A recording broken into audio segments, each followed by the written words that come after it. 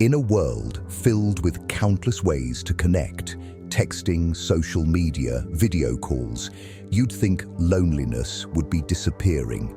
Yet paradoxically, loneliness has become one of the most widespread yet unspoken epidemics of our time. How is it possible that in the middle of constant digital noise, millions feel deeply isolated?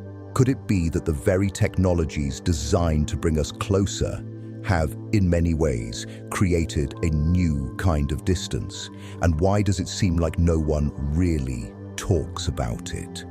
This feeling isn't just about being physically alone, it's about a deeper, more pervasive sense of disconnection, one that silently affects mental health, relationships, and even physical well-being. Today, we're unraveling the mystery of this loneliness epidemic, digging into why it's so common, why it's so painful, and why breaking the silence might be the most important step we can take. Number 1, the paradox of digital connection. Why more isn't always more. Our smartphones, social media, and instant messaging promise constant connection, but are they actually making us lonelier? It's easy to confuse the number of friends or followers with real intimacy. But how often do these online connections feel shallow, transactional, or even performative? Scrolling through feeds filled with smiling faces and exciting updates might highlight how disconnected we actually feel beneath the surface. Could the dopamine hit from a like or comment be a hollow substitute for genuine conversation? Why do we crave these digital affirmations, but still feel a persistent emptiness afterward? This paradox reveals a troubling truth. Quantity of connection doesn't equal quality. We may have never been more connected and more alone at the same time. What if this digital overload is crowding out the slow, meaningful relationships our brains and hearts truly need? The deeper question is, how do we break free from the digital illusion to find authentic human connection? Number 2, the mask we wear. Why admitting loneliness feels impossible. Loneliness isn't just a feeling. It's often wrapped in shame, silence, and stigma. Saying, "I'm lonely," can feel like admitting weakness, failure, or social rejection. Why is it so difficult for many of us to be honest about feeling isolated? Is it because society prizes independence and self-sufficiency so much that admitting loneliness seems like a personal flaw? This silence becomes a double-edged sword. Hiding loneliness makes it invisible, which makes it easier to deny or ignore, and harder to fix. Why do we put on a mask of happiness or busyness when deep down we're aching for connection? Could vulnerability actually be the courage society has discouraged us from showing? What if the real power lies in admitting our loneliness, not to seek pity, but to invite genuine closeness? The stigma keeps many trapped, but breaking the silence might be the key to freeing ourselves from this hidden prison. Number 3, the invisible epidemic. How loneliness hurts more than you think. Loneliness isn't just a state of mind, it's a serious public health issue. Scientific studies show that chronic loneliness increases the risk of heart disease, depression, anxiety, cognitive decline, and even mortality, comparable to smoking or obesity. But how does an emotional experience translate into such devastating physical effects? Loneliness activates the body's stress response, flooding the brain with cortisol and weakening the immune system. Why does our biology treat social isolation like a life-threatening condition? This deep-seated response is rooted in our evolutionary need for connection to survive. Loneliness signals danger, forcing us into a state of hypervigilance, which over time damages both body and mind. What if the hidden cost of loneliness is far greater than anyone realized, quietly eroding our health while we suffer in silence? Understanding this connection between loneliness and physical health might be the wake-up call society desperately needs. Number 4. Childhood roots. How early experiences shape adult loneliness. Many adults carry the invisible scars of childhood loneliness, wounds that continue to shape their relationships decades later.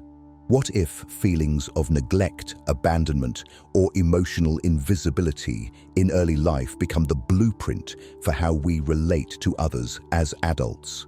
Could it be that childhood loneliness teaches us to hide our needs to avoid rejection? This survival mechanism might have protected us then, but now keeps us trapped in isolation. Why do some people struggle to trust or reach out, even when surrounded by supportive friends or family? The shadows of early loneliness often cast long and unseen. Breaking free means recognizing how early experiences influence current patterns and having the courage to rewrite the stories we tell ourselves about connection and worthiness. Could healing these childhood wounds be the first step toward ending adult loneliness? Number 5. The modern disconnect. Why our fast-paced lives make loneliness worse. In today's fast-paced world, it seems there's no time for slowing down and connecting deeply with others. Between work deadlines, social obligations, and endless distractions, genuine conversation often gets sacrificed. When was the last time you truly listened without glancing at your phone? Why does it feel easier to send a quick text than to meet face to face?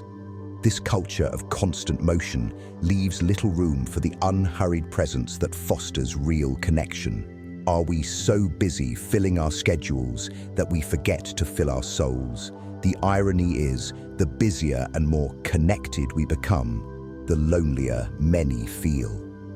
What if the cure to the epidemic isn't more activity, but more intentional stillness and attention? Reclaiming space for authentic relationships might be the radical act we need most. Number 6. Fear of needing others, the lonely price of independence. We live in a culture that prizes independence and self-reliance, often equating needing help with weakness or failure. From a young age, many of us learn to hide our needs, to tough it out, and to avoid burdening others. But this ideal of relentless independence can have a lonely price. Needing others is a fundamental human experience, yet admitting this need can feel risky, exposing us to judgment or rejection. How many people suffer quietly because they believe they must appear strong and capable at all times? This fear of vulnerability builds invisible walls that keep people isolated behind facades of strength. Paradoxically, the very independence we strive for may be what isolates us most. What if real strength lies in recognizing and embracing our interdependence, the truth that humans are wired for connection and mutual support? Breaking free from this cultural myth requires redefining what it means to be strong, shifting from solitary resilience to relational courage. When we allow ourselves to be seen as vulnerable, we invite others in and open pathways out of loneliness. Number 7, the hidden pain behind the social media highlight reel. Social media is often described as a window into other people's lives, but more accurately, it's a highlight reel, a carefully edited version showing only the best moments. This constant exposure to perfection creates an invisible pressure to perform happiness and success, deepening feelings of loneliness and inadequacy among those scrolling behind the scenes. Why do we feel like everyone else's life is fuller, happier, and more connected? Because we rarely see the messy, lonely moments that everyone experiences but few share online. This curated perfection turns loneliness into a secret shame, as people believe they are the only ones feeling isolated. It's a lonely irony that a platform designed to connect people can actually amplify feelings of exclusion and self-doubt. What if breaking the cycle meant encouraging more honest sharing? The real stories of struggle, loneliness, and vulnerability. Authenticity could break down the loneliness epidemic by reminding us that imperfection and isolation are universal human experiences, not personal failures. The question remains, are we brave enough to show our true selves? Or will the highlight reel keep us divided behind our screens? Number 8. Loneliness in crowds. Why being around people doesn't always help. Loneliness isn't just about being alone. It's about feeling emotionally disconnected, even in the presence of others. Have you ever been at a party, a family gathering, or a busy workplace and still felt utterly invisible? This form of loneliness is perhaps the most painful because it contradicts the common belief that being surrounded by people means you can't be lonely. The truth is, loneliness arises from the quality of our interactions, not the quantity. Being physically near others without emotional closeness is like standing in a crowd of strangers. Why do some social situations amplify feelings of isolation rather than alleviate them? Because we crave being truly seen, heard, and understood, not just noticed. This invisible loneliness highlights how our social environments often fail to provide the meaningful connections we need. Creating communities where people feel genuinely valued and accepted, even in large groups, is a critical step to combating this epidemic. It also means shifting our focus from surface-level interactions to deep, empathetic engagement. Loneliness hides in the crowd, but meaningful connection can break its grip. Number 9, the science of social rejection. Why loneliness hurts like physical pain. The pain of loneliness isn't just metaphorical. Scientific research shows that social rejection and isolation activate the same regions of the brain responsible for processing physical pain. Why does our brain respond to emotional hurt as if it were a physical wound? From an evolutionary perspective, belonging to a social group was essential for survival. So, social pain served as an urgent warning system to protect us from exclusion. This biological overlap explains why heartbreak, exclusion, and isolation cut so deeply and why loneliness feels almost unbearable. The body reacts to social rejection with increased inflammation, stress hormones, and changes in brain chemistry that can impact mood and cognition.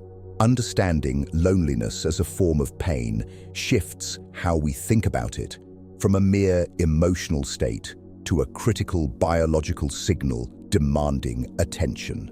This awareness should inspire more compassion and urgency in addressing loneliness, both at personal and societal levels. If loneliness physically hurts, then ignoring it risks severe consequences, making empathy and connection not just emotional needs, but essential for health and survival.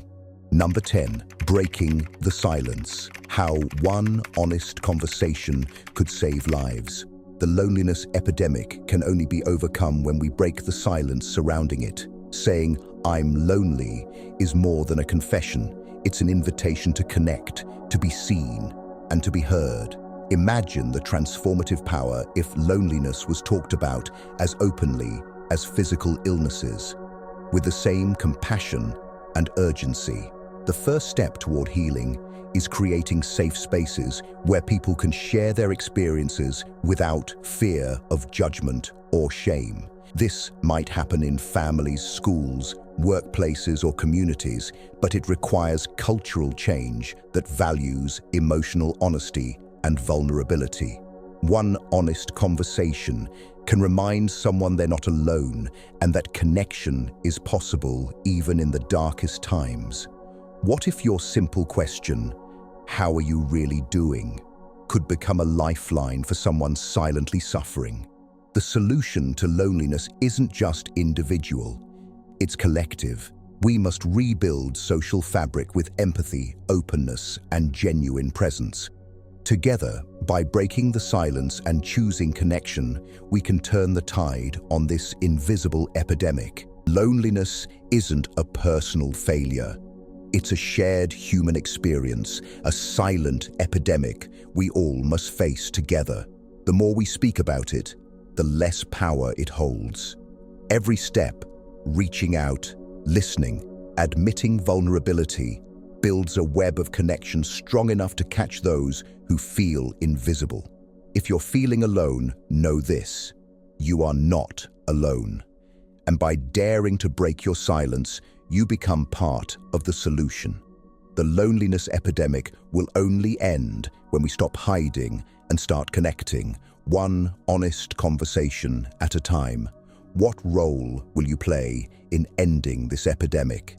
The answer might just change your life and the lives of countless others. Thank you for watching. Don't forget to like, share, and subscribe.